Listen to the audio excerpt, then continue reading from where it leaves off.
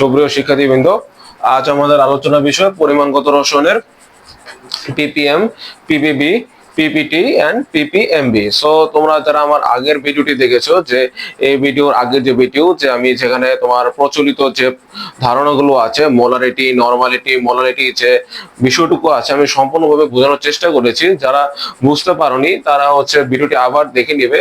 যদি তোমরা এটা বুঝতে পারো, এটা তোমাদের পরীক্ষার জন্য একটা ফান্ডামেন্টাল একটা অংশ, যে মোলারিটি, মোলারিটি, নরমালিটি। সো আমি বলেছিলাম যে তোমাদের মোলারিটি আর হচ্ছে তোমাদের যে মোল ভগ্নাংশ যে অংশটা আছে, এটাতে কিন্তু মাস্ট প্রশ্ন এসে থাকে। সো তোমরা যদি প্রশ্নগুলো রিসার্চ করে দেখো, তাহলে দেখবে যে পিপিএম মোল ভগ্নাংশ আর হচ্ছে তোমাদের মোলারিটি থেকে ম্যাক্সিমাম টাইমে তোমাদের বোর্ডে, তারপর তোমাদের যে এডমিশন যে ভর্তি পরীক্ষা আছে, সেখানে কিন্তু বারবার চলে আসছে। সো এটা যেহেতু ম্যাথমেটিক্স, তোমাদের ফর্মুলা গুলো, ক্যালকুলেশন গুলো যাতে হাতে ভুল না হয়, এই জন্য তোমাদের কিন্তু বারবার প্র্যাকটিস করতে হবে এবং তোমাদের কোশ্চেন গুলো বেশি বেশি রিসার্চ করতে হবে এবং কি ধরনের কোশ্চেন আসছে সেটা একটু দেখতে হবে। সো আজকের ক্লাসে আমি তোমাদের দুইটা টাইপ দেখানোর চেষ্টা করবো এমসিকিউ, আর হচ্ছে তোমরা অবশ্যই আজকের ক্লাসটা ভালোমতো বোঝার চেষ্টা করবে। খুবই সহজ। পিপিএম, পিবিবি, পিবিটি, আমি জানি না তোমরা আগের কোনো ভিডিও দেখেছো কিনা, যে পিপিএম, পিবিবি, পিপিটির উপরে যে কোনো ভিডিও যদি দেখে দেখো তোমাদের কাছে কঠিন লাগে। সো এই ভিডিওটা তোমার জন্য সবচেয়ে উপযোগী একটি ভিডিও হবে, যেখানে তুমি তোমার কনসেপ্টটা আছে, যে ধারণা যেটা আছে পিপিএম, পিপিটির উপরে, ওটা তুমি সম্পূর্ণ ক্লিয়ার করতে পারবে এবং তোমার ভর্তি পরীক্ষা এইচএসসি তে তুমি সর্বোচ্চ নাম্বার অর্জন করতে পারবে। সো ভিডিওটি তুমি অবশ্যই না টেনে পুরোটা দেখবে, অবশ্যই তুমি সাবস্ক্রাইব করে রাখবে, যাতে পরবর্তী ভিডিওগুলো তুমি দেখতে পারো। এবং এখানে ফেসবুক পেজ লিংক দেওয়া থাকবে এবং তোমার ইমেল আইডি দেওয়া থাকবে। সো তোমার কোনো কোশ্চেন থাকলে তুমি অবশ্যই সেখানে তুমি অবশ্যই তোমার কোশ্চেনটুকু করবে, অথবা কমেন্ট সেকশনে কোশ্চেন রাখতে পারো, অসুবিধা নেই। সো না টেনে ভিডিওটি পুরোটা দেখো, যে তোমাদের যে PPM, PBB, PPT, so পিপিএমবি। So আমি বলেছিলাম তোমাদের যে পরিমাণগত রসায়নের যে গুরুত্বপূর্ণ অংশ, যে তোমার এই অক্সিডেশন, ইন্ডাকশন, পিপিএম, আর হচ্ছে আয়োডোমিতি, টাইট্রেশন, এগুলো থেকে কিন্তু সিকিউ এবং এমসিকিউ এসে থাকে। এমসিকিউ জন্য সব টপিক গুরুত্বপূর্ণ, বাট সিকিউর জন্য কিন্তু এই টপিকটা গুরুত্বপূর্ণ। সো দেখো, খুবই সহজভাবে তুমি কিন্তু ম্যাথ গুলো করতে পারবে। সো আমি সহজেই প্রথমেই তোমাদের পিপিএম যে অংশটা আছে সেটা নিয়ে আমি আলোচনা শুরু করছি। যে পিপিএম যেটা আছে, পিপিএম যেটা আমরা নরমালি যে তোমার দ্রবের যে অংশটা আছে, তার সাথে আমরা পিপিএম এর ক্ষেত্রে তোমার 10⁶ দিয়ে গুণ করে থাকি। সো এই সংখ্যাগুলো তোমরা যদি বইটা ভালো মতো পড়ে থাকো, তাহলে তোমরা বুঝতে পারো আমি কি লিখছি। পিপিবি মানে তোমার 10⁹, পিবিটি মানে তোমার 10⁻12। সো পিপিএম, তোমার পিপিএম মানে পার্টস পার মিলিয়ন, পিপিবি মানে পার্টস পার বিলিয়ন, পিপিটি মানে parts per trillion, and PPMB মানে parts per million by volume, parts per million by volume, parts per trillion, parts per billion, parts per million.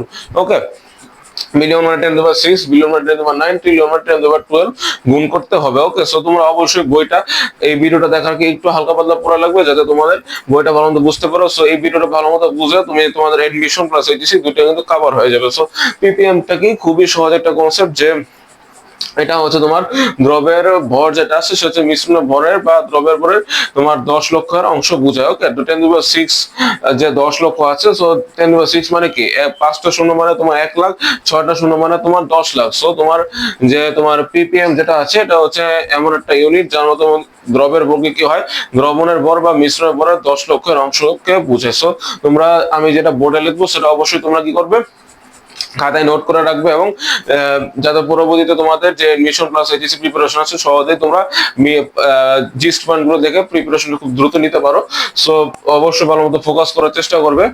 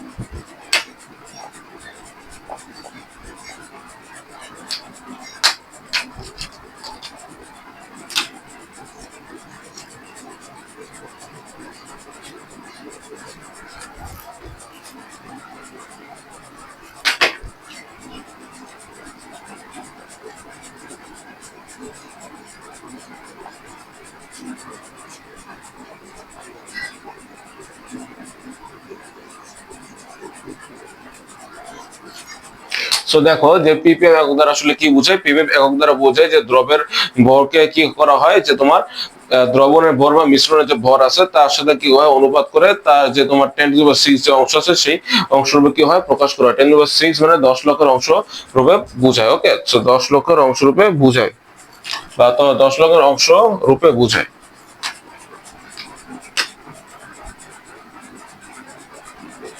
So দেখো যে তোমাদের যে দ্রবের ভরটা মনে করা, এখানে তোমরা যে দ্রবণের যে বিষয়টা আছে এটা আমি আমার আগের ভিডিওতে বুঝিয়েছি, যে তোমাদের শরবত বা স্যালাইন দিয়ে আমি বুঝিয়েছিলাম যে মনে করো, আমি আরেকবার রিপিট করে দিচ্ছি।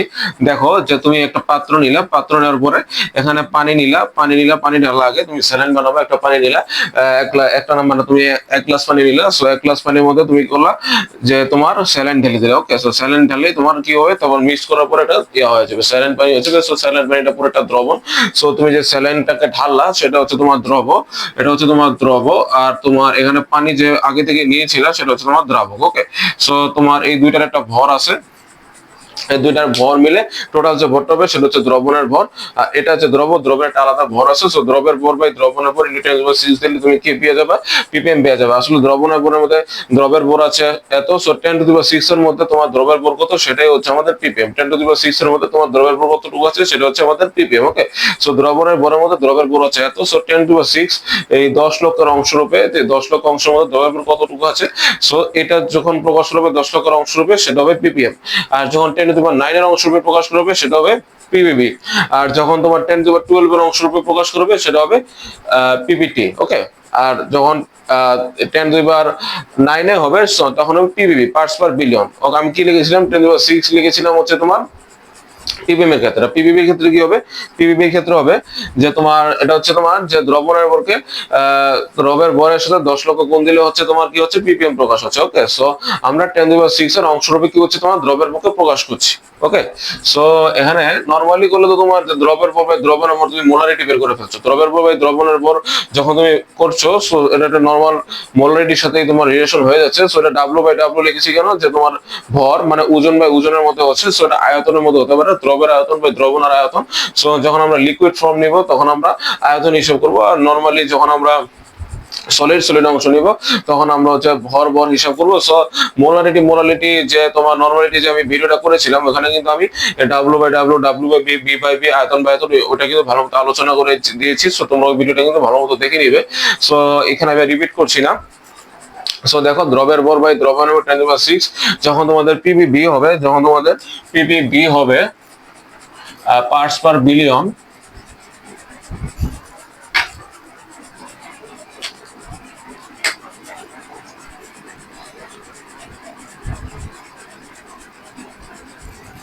পার্টস পার বিলিয়ন, তখন এখানে হবে 10⁹।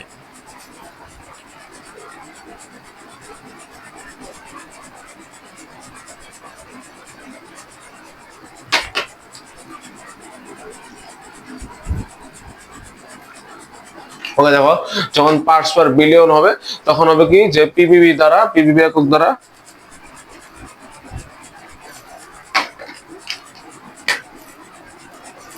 পিপিবি একক দ্বারা কি হয়, দ্রবের ভরকে দ্রবণের ভর বা মিশ্রণ ভরের 10⁹ এর অংশ রূপে বোঝায়। সো পিপিটিও তোমরা বুঝতে পারবে, পার্টস পার ট্রিলিয়ন যেটা আছে ওটা হবে 10⁻12 এর অংশ রূপে বোঝায়। সো আমরা যদি 10⁶, 10⁹, 10⁻12 এর যে অংশ রূপে যে তোমার দ্রবের ভরটা যেটা আছে সেটা প্রকাশ করা করে আমরা পিপিএম, পিপিটি, পিপিবি এগুলো বলতেছি। সো আশা করি তোমরা বুঝতে পারছো। সো এটা ভর বাই ভর আয়তন হতে পারে।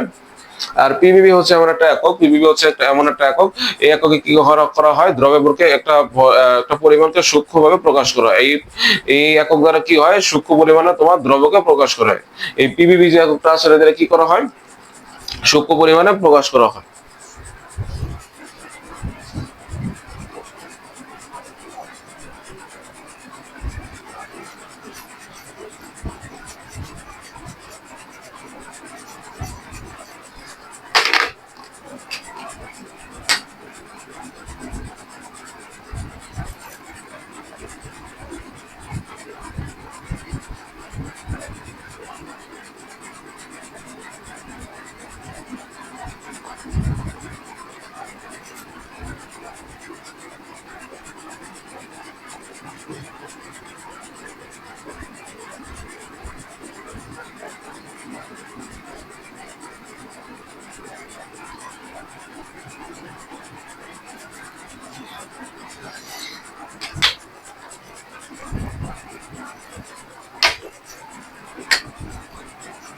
সো দেখো পিবিবি একক দ্বারা কি করা হয়, পিবিবি মানে পার্টস পার বিলিয়ন। সো এটা অনেক বড় একটা নাম্বার, 10⁹, প্রায় 10 লাখের অনেক উপরে। সো এই একক দ্বারা একটা দ্রব্য জমি নাও যে একদম সূক্ষ্ম পরিমাণ, একদম যে পরিমাণটা আছে সূক্ষ্ম পরিমাণ। সো 10⁻12 একটু বেশি সূক্ষ্ম পরিমাণ হয়ে যাবে। সো নর্মাল একটা সূক্ষ্ম পরিমাণে যদি প্রকাশ করতে যাও, এই পিবিবি একক দ্বারা তুমি প্রকাশ করতে পারবে। সো এটার যে নাম্বারটা সেটা 10⁹। সো 10⁹ অংশ রূপে যখন একটা দ্রব্যকে তুমি প্রকাশ করবে সেটা খুবই সূক্ষ্ম পরিমাণ হবে। সো এটা মনে রাখবো, জাস্ট সূক্ষ্ম পরিমাণে প্রকাশ করো। ওকে, সো এটা একটা ইনফরমেশন। সো এটা তোমাদের ইনফরমেশন আসতে পারে। আরেকটা অংশ হচ্ছে পিপিটি, যেটা এটা তুমি বুঝতে পারছো। আর একটা হচ্ছে PPMV, parts per million by volume, parts per million by volume.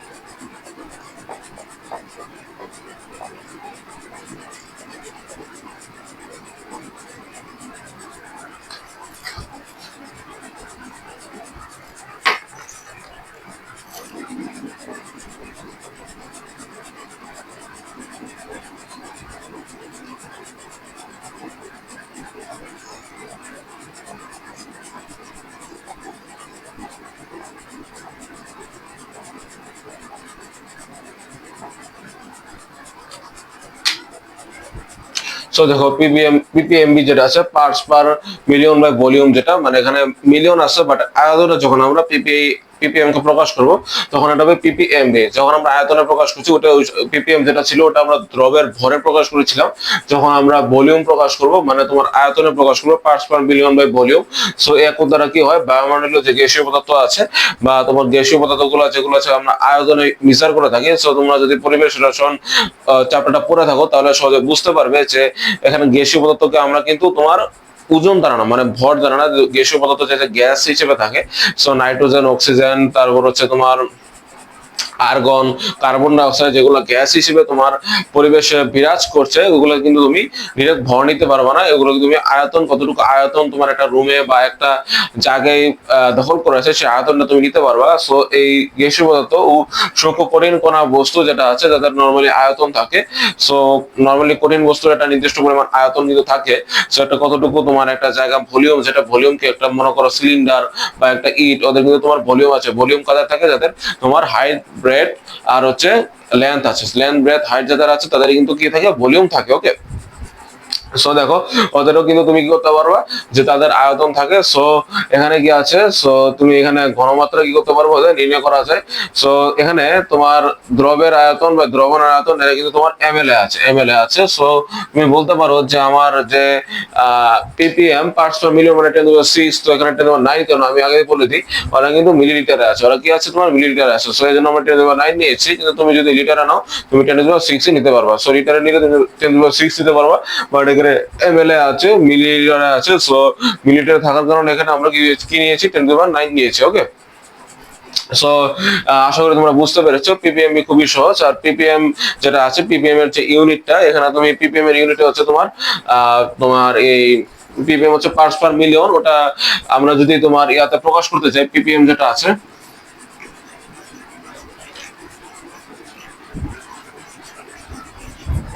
So আশা করি তোমরা বুঝতে পেরেছো পিপিএম কি, পিপিবি কি, পিপিটি কি, পিপিএমবি, এগুলা তোমার যে সম্পূর্ণ রূপটা আর তোমার যে ওরা আসলে কনসেপ্টটা কি, এতটুকুই কনসেপ্ট, খুবই সহজ।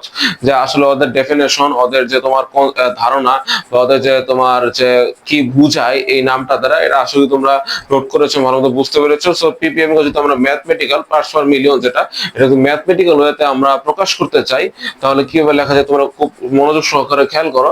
সো এটা তোমাদের এমসিকিউতে আসতে পারে। আমি যেটা এখন লিখবো, পিপিএম কে ম্যাথমেটিক্যাল কিভাবে প্রকাশ করা যায়, 10⁻6 কিভাবে আসলে তোমরা এই এক্সপ্রেশন দ্বারা বুঝতে পারবা। সো মোলারিটি কি, মোলারিটি তোমরা, মোলারিটি যেটা আছে আমি আগের ক্লাসে বলেছিলাম যে মোলারিটি যেটা আছে যে তোমার প্রতি লিটারে দ্রব্যের হচ্ছে তোমার মোল সংখ্যা, প্রতি লিটারে S = N/B, S = N/B। হ্যাঁ, সো S = তোমার N/B, এটা হচ্ছে তোমার মোলারিটি, এটা হচ্ছে তোমার মোলারিটি। ওকে, S = N/B, প্রতি লিটারে একটা দ্রব্যের মোল সংখ্যা যেটা আছে তাকে আমরা মোলারিটি বলি। সো প্রতি লিটারে যখন দ্রব্যের একটা মিলিগ্রাম সংখ্যা থাকবে, মিলিগ্রাম সংখ্যা প্রতি লিটারে, সো তোমার মনে করো মিলিগ্রাম সংখ্যা যখন থাকবে প্রতি লিটারে, সো মোল সংখ্যা না হয় যখন মিলিগ্রাম সংখ্যা হয়ে যাবে পার লিটার, তখন সেটা হয়ে যাবে তোমার, তখন সেটাকে আমরা কি বলবো, সেটাকে আমরা বলবো পিপিএম। ওকে, সো যখন এটা মিলিগ্রাম পার লিটার হয়ে যাবে তখন এটাকে আমরা বলবো পিপিএম। সো মোলারিটি আমি কিন্তু এখানে কিন্তু আলোচনা করে দিয়েছিলাম যে মোলারিটি যেটা আছে সেটা হচ্ছে তোমার S = N/B, সে প্রতি লিটারে দ্রব্যের যে মোল সংখ্যা যেটা আছে সেটা হচ্ছে তোমার মোলারিটি। আর যখন আমরা পিপিএম ইউনিটে যাব, সেগুলো হচ্ছে তোমার আধুনিক পদ্ধতি, পিপিএম, পিপিবি, পিপিটি, তারপর হচ্ছে তোমার পিপিএমবি, এগুলো হচ্ছে আধুনিক পদ্ধতি। আধুনিক পদ্ধতিতে আমরা কি করবো, এই ইউনিটে তোমার প্রতি লিটারে দ্রব্যের মিলিগ্রাম সংখ্যা যখন প্রকাশ করবো, তখন এই ইউনিটটাকে আমরা বলবো পিপিএম। সো মিলিগ্রাম, যখন তুমি, এটা হচ্ছে তোমার লিটারে, লিটারে যখন তুমি নিবা, সো মিলিগ্রাম পার কেজি হতে পারে, milligram by KG, milligram by KG. So litre আর কেজি ইউনিট কিন্তু বরাবর ইউনিট, লিটার আর কেজি ইউনিট বরাবর ইউনিট। সো এখানে যখন দুইটাই হচ্ছে তোমার তোমার একটা দুইটাই দ্রব্য থাকবে, মানে দুইটাই হচ্ছে তোমার ভর হিসেবে প্রকাশ করবা, তখন তুমি মিলিগ্রাম পার কেজি নিবা। বাট একটা যদি এমন হয় যে পানির ক্ষেত্রে, যেমন পানি, স্যালাইন পানি যেটা, স্যালাইনে তুমি যেটা ঢালতেছো সেটা মিলিগ্রাম, আর পানি যেটা আছে লিটার, এরকম যদি হয়, একটা তোমার ওজন আছে আর একটা আয়তন আছে, তখন তুমি মিলিগ্রাম পার লিটার নেবা। যখন দুইটাই তোমার ওজন থাকবে তখন তুমি মিলিগ্রাম পার কেজি নেবা পিপিএম ইউনিটে। এটা আরেকভাবে পিপিএম ইউনিট প্রকাশ করা যায় আর একটু ছোট ভাবে, যেমন তুমি microgram by microgram by millilitre নিতে পারো। Okay, so microgram by millilitre, milligram KG, microgram by millilitre, এটা হচ্ছে তোমার ইয়াতে W/V/R, এটা হচ্ছে microgram by gram. Okay, microgram by gram. তো তুমি নিজেই দেখো যে কেজি আর গ্রামের মধ্যে সম্পর্ক কি, 10⁻³ এর সম্পর্ক। একইভাবে মিলিগ্রাম আর মাইক্রোগ্রামের মধ্যে সম্পর্ক 10⁻³ এর সম্পর্ক। সো আমরা যখন কেজি কে গ্রামে নিচ্ছি, তখন আমাদের মিলিগ্রামকে অবশ্যই মাইক্রোগ্রামে নিতে হবে। ওকে, সো তুমি মিলিগ্রাম আর গ্রামকে একসাথে নিতে পারবে না, কারণ আমরা কি করি, পিপিএম এর ডেফিনেশনটা কি, যে প্রতি লিটারে তোমার দ্রব্যের মিলিগ্রাম সংখ্যা। সো তুমি যখন কেজিতে, লিটারে বরাবরই রয়েছে কেজি, মিলিলিটারে বরাবরই রয়েছে গ্রাম। সো এটা অবশ্যই তোমাদের মাথায় রাখবে যে মিলিলিটারের তোমার বরাবরই রয়েছে গ্রাম। আর হচ্ছে তুমি যখন আয়তনে নিবা, আয়তন আর নর্মাল গ্রামে নিবা। সো এটা যেটা আছে যে স্যালাইন পানি, যেটা আমি বললাম যে তোমার যে একটা সলিউশন বানালা, যেখানে তুমি গোলাপ পানি নিলা, তার মধ্যে তুমি শরবত বানালা, পাউডার ঢেলে শরবত বানালা, বা তোমার স্যালাইন নিলে স্যালাইন পানি বানালা, সেরকম ক্ষেত্রে তোমার মাইক্রোগ্রাম বা মিলিলিটারও তুমি প্রকাশ করলে এটা পিপিএম ইউনিট হবে। আবার তুমি যদি মনে করো দুইটাই যদি দ্রব্য ভর অনুসারে থাকে, মাইক্রোগ্রাম বা গ্রাম করলে সেটাও পিপিএম ইউনিট হবে। সো আসলে তোমরা পিপিএম ইউনিটে বুঝতে পেরেছো। সো এই পর্যন্তই পিপিএম এর ধারণা। সো পিপিএম এর কয়েকটা ছোট ইনফরমেশন আছে, এগুলো তোমরা একটু নোট করে রাখো। এগুলা তোমাদের ভর্তি পরীক্ষা, তারপর হচ্ছে তোমাদের এইচএসসি পরীক্ষা, তোমাদের এমসিকিউ হিসেবে আসতে পারে। সো এগুলো যদি নোট করে রাখো, সো তোমাদের খুব কাজে লাগবে। সো এখানে এই যেগুলো লিখবে এখন পয়েন্ট গুলো, এগুলো মুখস্থের বিষয়, এগুলো বুঝার কিছু নেই। সো পিপিএমবি থেকে কয়েকটা এমসিকিউ চলে আসে, সো তোমরা এটা একটু লেখা রাখো।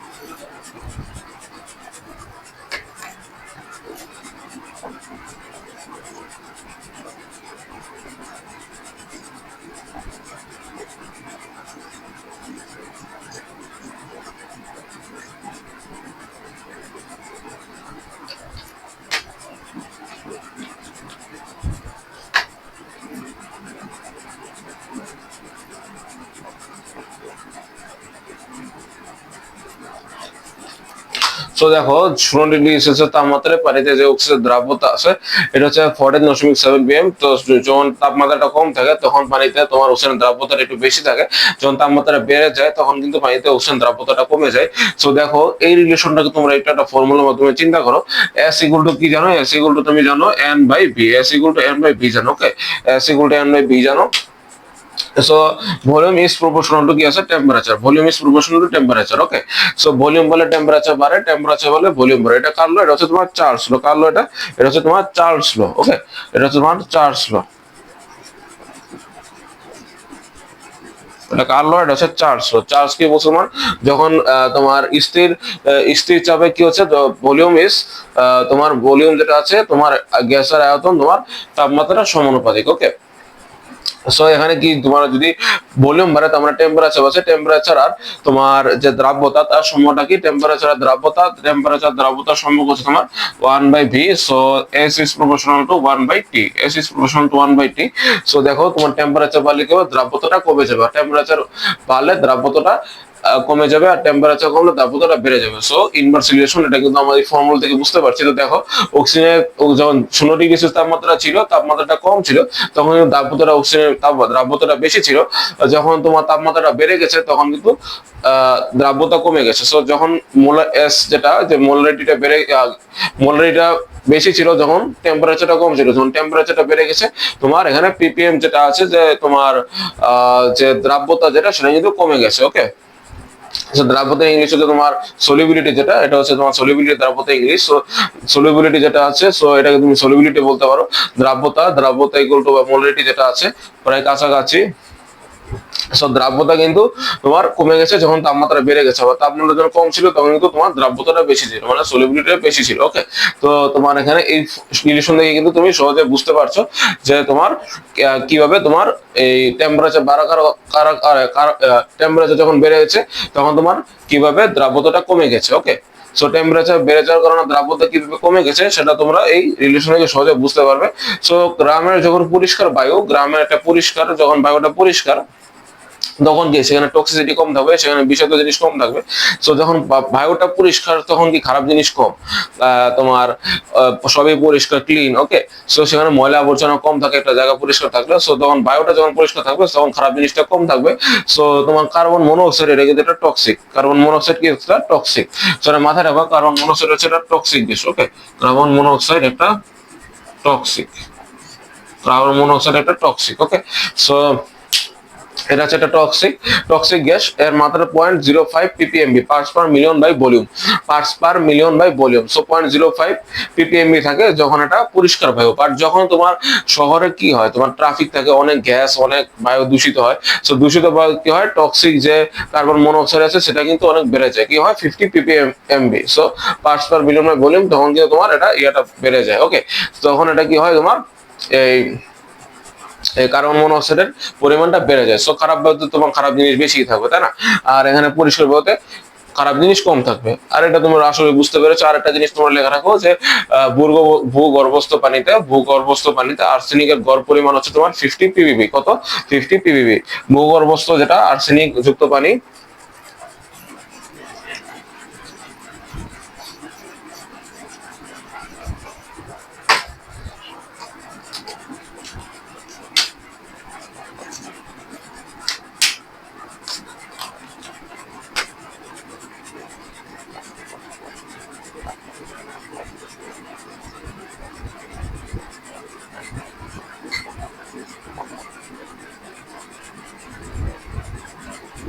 দেখো ভূগর্ভস্থ পানি এখানে তোমার আর্সেনিকের পরিমাণ কত? 50 ppb, ঠিক আছে? সো আমাদের আর্সেনিক কিন্তু তোমার ভূগর্ভস্থ পানি থাকে অনেক বেশি থাকে। সো আমরা যখন টিউবওয়েলতে উঠাই সেটা কিছুটা আর্সেনিক যুক্ত থাকে। সো কিছু কিছু টিউবওয়েল যারা আর্সেনিক যুক্ত থাকে, বাংলাদেশে প্রায় 100টা জেলার উপরে তোমার আর্সেনিক যুক্ত পানি দেখা হয়েছে। সো তাদের যেই টিউবগুলোতে আর্সেনিক পাওয়া যায় সেখানে কিন্তু তোমার লাল চিহ্ন দিয়ে দেয়, আর যেগুলোতে তোমার আর্সেনিক পাওয়া যায় না সেগুলো কিন্তু তোমার সবুজ দাগ দেওয়া হয়। তোমরা তোমাদের এনভায়রনমেন্ট কেমিস্ট্রি যা পরিবেশ রসায়ন চ্যাপ্টারে কিন্তু এই বিষয়টি নিয়ে তোমার আলোচনা করেছে যে আর্সেনিক যে বিষয় হচ্ছে, আর্সেনিক যুক্ত পানি গেলে তোমাদের ব্ল্যাক ফুড ডিজিজ হতে পারে। তারপর হচ্ছে তোমার আরো বিভিন্ন জন্মগত বিভিন্ন সমস্যা দেখা দিতে পারে, তোমরা ওটা একটু দেখে নিবে। সো আশা করি তোমার আজকের ক্লাসটা বুঝতে পেরেছো। সো পিপিএম এর দুই তিনটা ফর্মুলা দিয়ে আজকের ক্লাসটা শেষ করে দিব। সো দেখো পিপিএম যেটা আছে,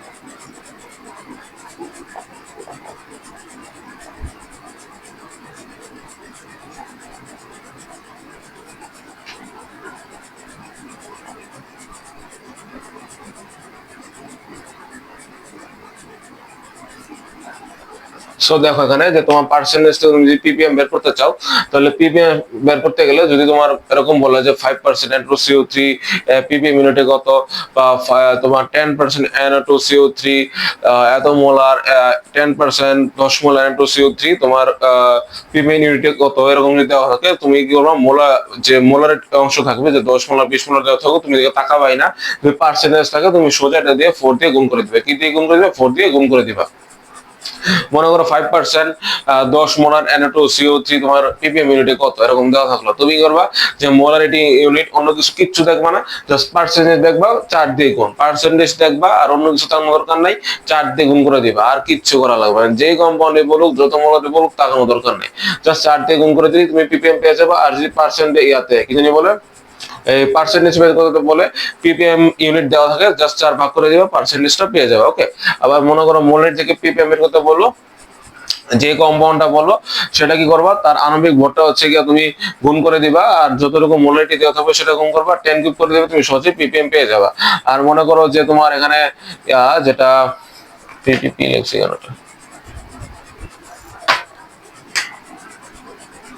আর এখানে কি হয়েছে, তোমার এখানে মোলারিটি যদি বের করতে বলে, সো এখানে মোলারিটি আছে PPM by M into 10 cube, M হচ্ছে আণবিক ভর। ওকে, সো এখানে তোমার খুবই সহজ, পিপিএম এর তোমাদের বইয়ে অনেক কঠিন করে বলা আছে। সো এই ফর্মুলা গুলো দিয়ে তোমরা সহজে কি করতে পারবে, পিপিএম মোলারিটি পার্সেন্টেজের যে ম্যাথ গুলো আছে সহজে করতে পারবে।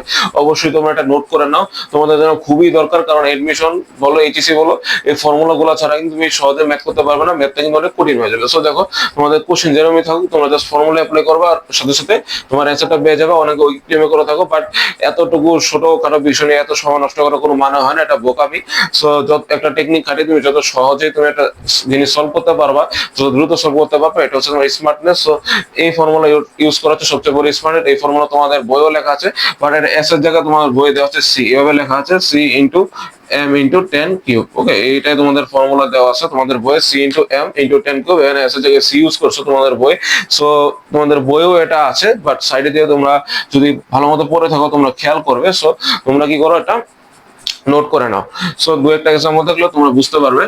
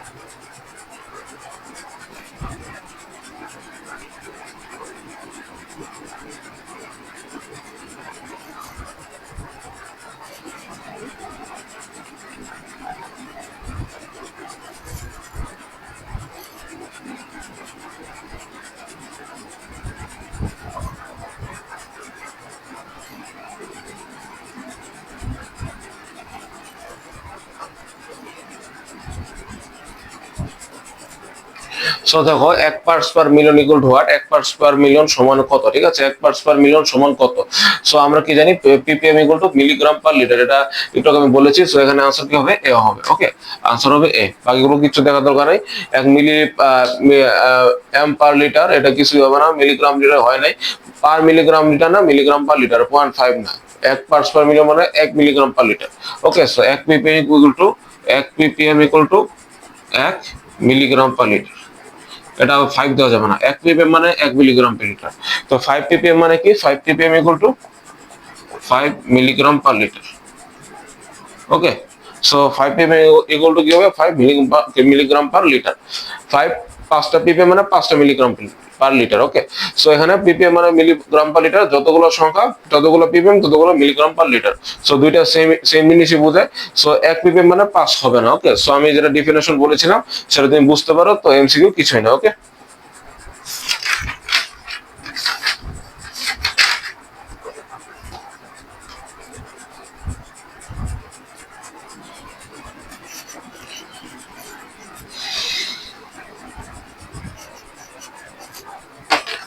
আচ্ছা, যে কোশ্চেনটা করিয়েছি মাত্র, এটা হচ্ছে তোমাদের আর্ম ফোর্সের যে মেডিকেল কলেজ ভর্তি পরীক্ষা আছে, আর্ম ফোর্সেস মেডিকেল কলেজে 20-21 সালে চলে এসেছে। ওকে, সো এই কোশ্চেনটা ছিল আর্ম ফোর্সেস মেডিকেল কলেজ 20-21 সালের কোশ্চেন। ওকে, সো দেখো মেডিকেল কলেজের কোশ্চেনগুলো কিন্তু খুবই স্ট্যান্ডার্ড কোশ্চেন হয়। সো তোমরা কিন্তু একটা ধারণা পেয়ে গেছো যে কিরকম কোশ্চেন আসতে পারে। সো তোমাদের যদি বেসিকটা ভালো মতো ক্লিয়ার থাকে, সো তোমরা অবশ্যই মেডিকেল কলেজে যে ভর্তি পরীক্ষা আছে সেটা কিন্তু খুব সহজেই ধরতে পারবে এবং ভালো মার্কস অর্জন করতে পারবে। জাস্ট কনসেপ্ট গুলো ক্লিয়ার রাখো, আর হচ্ছে আমি যেগুলো নোট করে দিয়েছি সেগুলো তোমাদের নোট রাখো এবং বারবার রিভিশন করো, প্র্যাকটিস করো। সো তোমরা কিন্তু খুব সহজেই ভালো জায়গায় এডমিশন নিতে পারবে। সো আরেকটা কোশ্চেন দেখার মাধ্যমে তোমরা আর একটু ভালো মতো ক্লিয়ার করতে পারবে। সো তোমরা যদি আমার যে আজকে যে লেকচারটা ভালো মতো বুঝে থাকো, সো এখন যে এমসিকিউটা লিখবো সেটা যদি তোমরা ভিডিওটা পজ করে নিজে নিজে করতে পারো, তাহলে ধরে নিবে এতক্ষণের লেকচার শুনটা তোমার জন্য বেনিফিট হয়েছে। আর তুমি যদি করতে না পারো তাহলে অবশ্যই তুমি আবার প্রথম থেকে লেকচারটা দেখবে। এখন যে এমসিকিউটা লাগবো, একটা এমসিকিউর মাধ্যমে আজকের লেকচারটা আমি শেষ করে দেবো। এই ম্যাথটা যদি তোমরা নিজেরা করতে পারো তাহলেই ধরে নিবে যে এই লেকচারটা শোনার জন্য শোনাটা তোমার জন্য কাজে লেগেছে। আর তোমরা অবশ্যই এই কোশ্চেনটা লেখার পরে অবশ্যই নিজেরা ভিডিওটা পজ করে নিজে করার চেষ্টা করবে। ওকে,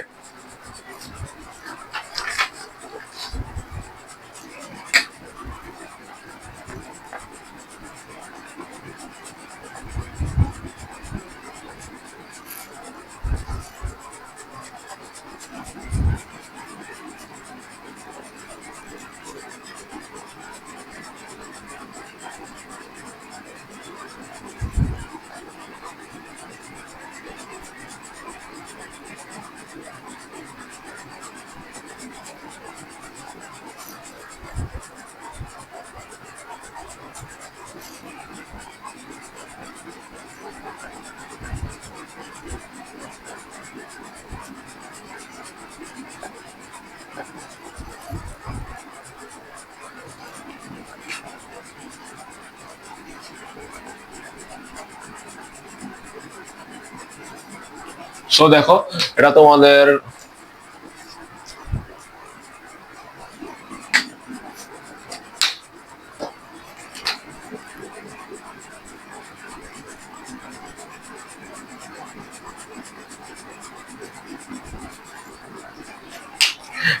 রাজশাহী বোর্ড 2022 সালে চলে এসেছে।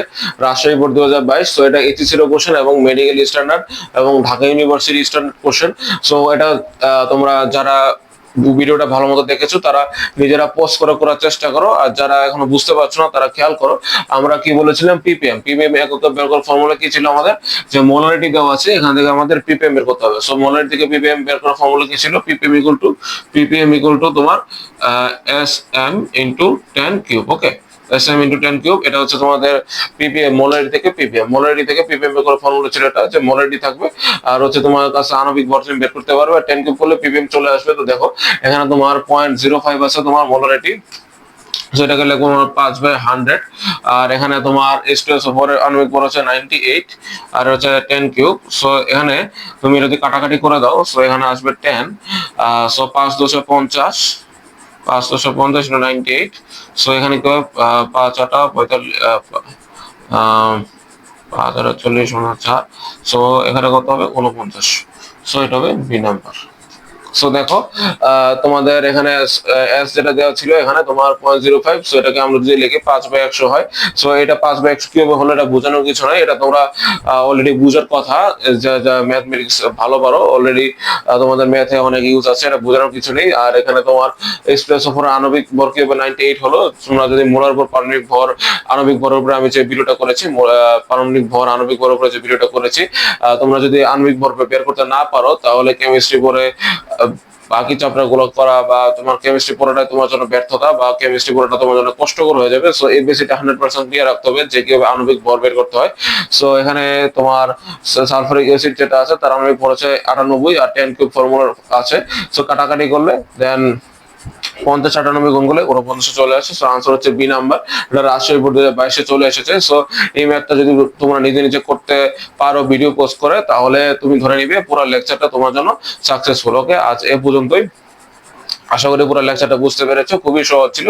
সো এরকম ম্যাথ গুলো তোমরা নিজেরা হাতে করার চেষ্টা করবে, অবশ্যই হাতে করবে, তোমাদের ক্যালকুলেটর ইউজ না করে। কারণ তোমাদের এইচএসসি ক্যালকুলেটর ইউজ করতে পারলে কিন্তু তোমাদের টেকনোলজি ভার্সিটি গুলো বাদে বা ইঞ্জিনিয়ারিং যে ভার্সিটি গুলো আছে এগুলো বাদে কিন্তু সব জায়গায় কিন্তু হাতে করা লাগবে। সো হাতে হাতে হাতে বেশি বেশি ম্যাথ করা প্র্যাকটিস করবে, তাহলে ক্যালকুলেশন যে মিস্টেকটা আছে পারা সত্ত্বেও ভুল হবে না। আর হচ্ছে বেশি বেশি তোমাদের যে বইগুলো আছে বইগুলো তোমার পড়তে হবে। তোমরা হাজারি স্যারের বই বা কবির স্যারের বইগুলো ভালো মতো পড়তে পারো কেমিস্ট্রির জন্য। আর অবশ্যই আমার চ্যানেলটা সাবস্ক্রাইব করে রাখবে। আর হচ্ছে প্রশ্ন থাকলে অবশ্যই আমি আগে বলেছি ফেসবুক পেজ বা তোমাদের ইমেল আইডি দিতে হবে, কমেন্ট বক্সে তোমরা কোশ্চেন গুলো করতে পারো।